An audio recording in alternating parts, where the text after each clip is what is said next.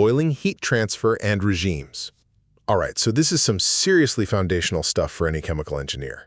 We're talking about how heat moves from a hot surface into a liquid when it vaporizes, a process that's central to everything from reactor cooling systems to massive distillation columns. First, let's talk types.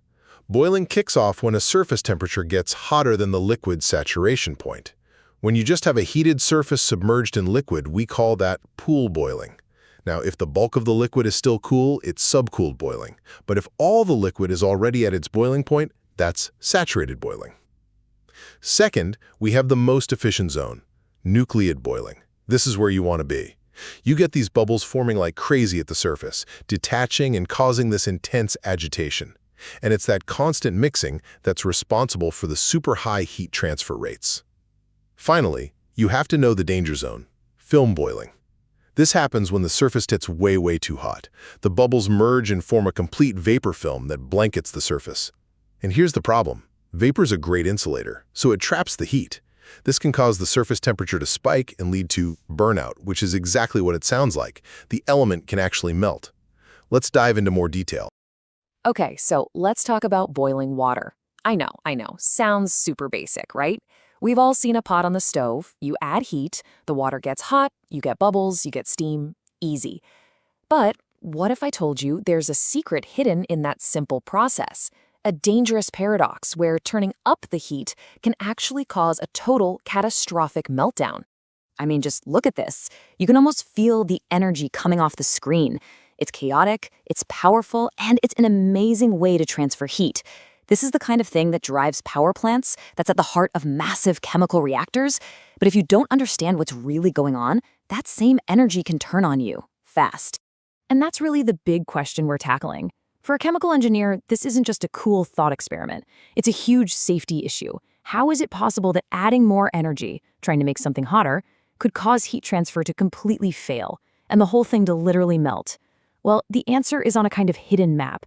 To figure this whole thing out, we need a guide. We need a map that shows us the entire journey a liquid takes, from just getting warm, to a simmer, to that full rolling boil, and even into the danger zone beyond. And luckily for us, engineers have one. It's one of the most important tools we have for understanding how boiling actually works.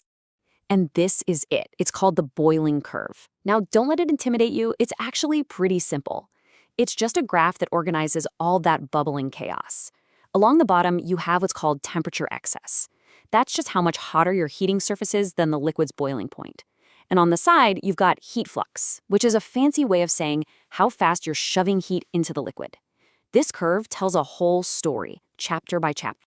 So the story begins really quietly over in region I. This is called free convection. The liquid right at the bottom of the pot heats up, it gets a little less dense, and it starts to rise. And the cooler, denser liquid from the top sinks down to take its place. It's this gentle, rolling current. Totally predictable. No bubbles yet, just heat, silently moving around. Okay, but as we crank up the heat, things get way more interesting. We jump into nucleate boiling. This is where the magic happens. You start seeing bubbles forming on all the tiny little cracks and scratches on the hot surface. They grow, they break off, they rise. This is the sweet spot. This is what we want. All those bubbles create this incredible agitation that makes heat transfer go through the roof. It's super efficient. But, and this is a huge but, if we keep pushing the heat even higher, something really weird and dangerous happens. We enter film boiling. The bubbles start forming so fast that they can't get away. They just merge together, creating this continuous blanket of vapor that completely covers the heating surface. And here's the kicker. Vapor is a terrible conductor of heat. It's an insulator. So that blanket chokes off the heat transfer. So to really get this paradox, you have to understand the huge difference between these two states. It's really a tale of two different types of boiling. One that's your best friend and one that's your worst enemy. This quote right here nails exactly why nucleate boiling is so awesome. The bubbles themselves aren't the whole story. The real secret is the intense turbulence they create. You gotta think of them as millions of tiny hyperactive stirs, constantly churning the liquid and bringing the cool parts right down to that hot surface. It's just incredibly effective. And you can see the difference so clearly in these two pictures. On the left, that's nucleate boiling. It's a chaotic, violent, and beautiful process that's moving a ton of heat. Now look at the right. That's film boiling. It almost looks peaceful, right? but it's so dangerous. That smooth layer is that stable film of vapor, and it's basically preventing the liquid from ever touching the hot surface again. You know, the best way to think of it is like a thermal blanket. Imagine trying to boil a pot of water, but first you wrap the pot in a thick, fluffy blanket and then try to heat it. It's just not going to work, right? The heat can't get through. That is exactly what happens in film boiling. The system literally insulates itself from the heat source. All right, so seeing this happen is one thing. But as engineers, we can't just cross our fingers and hope for the best. We have to be able to predict this. We have to control it. We need math, we need formulas, so we can design systems that live in that efficient sweet spot and stay far, far away from the danger zone.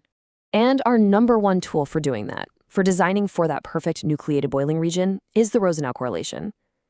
Now, correlation is just a fancy word for an equation that's based on experimental data. Think of it like a mathematical recipe that tells us exactly how our system is going to behave, letting us design things to be both incredibly powerful and incredibly safe. So let's look at the ingredients for this recipe. It takes into account all the stuff that matters. First, you've got your fluid properties, things like specific heat, which is how much energy it takes to raise the liquid's temperature. Then you've got enthalpy of vaporization, a big one. That's the raw energy needed to actually turn the liquid into vapor. You've also got viscosity, Prandtl number, densities of the liquid and vapor, even surface tension, which affects how the bubbles form.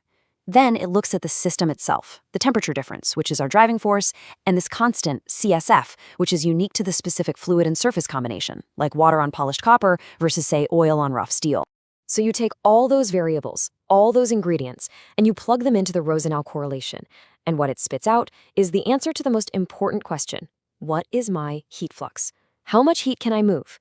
It gives you the numbers you need to design your system to work at its absolute best, right in that powerful nucleate boiling region, without ever accidentally tipping over the edge. It's like an engineer's crystal ball for boiling. Okay, so we have our map, and we have the tools to navigate the safe parts of it. But to finally solve our boiling paradox, we have to look at the most critical spot on that map. We have to find the point of no return. Let's go back to our boiling curve. You see how it rises and then hits a peak? Right there at point A.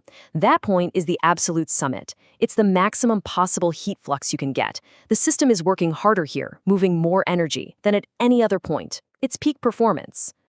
This peak is so important that it gets its own name. It's called the critical heat flux. Every bit of energy you add up to this point makes things better, makes the heat transfer faster. But if you try to push past it just by a little bit, you don't go higher. You fall off a cliff. Because think about it. Let's say you have an electric heater that's putting out a constant amount of energy. If you push it beyond that critical point A, the boiling process physically can't take the heat away that fast anymore. But you're still pumping that energy in, so where does it go? It can't just disappear.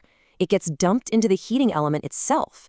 The element's temperature goes ballistic, and the system instantly jumps from point A all the way across to point B on the curve, which is at a way, way higher temperature. And there's a name for this catastrophic jump. It's called burnout. That temperature spike is so fast and so intense that it can easily go past the melting point of the metal heater itself. And that is our paradox solved.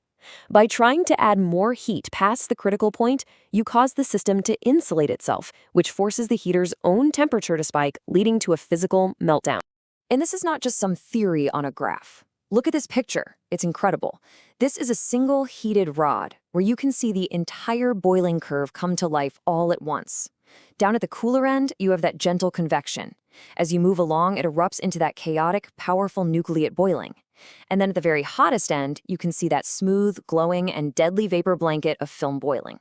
It's all right there. So this boiling paradox, it just goes to show you that even in the most familiar things, there's this amazing and complex physics at play.